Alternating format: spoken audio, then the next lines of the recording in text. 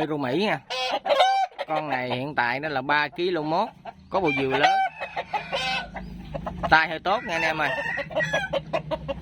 và tơ mới lớn.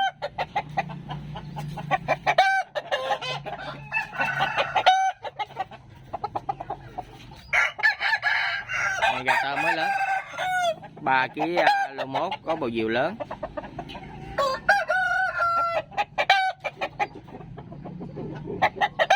Rồi con này giá 1.7 nha, 1.7 bao ship các tỉnh cho anh em nào thấy hợp nhãn thì lưu cho mình.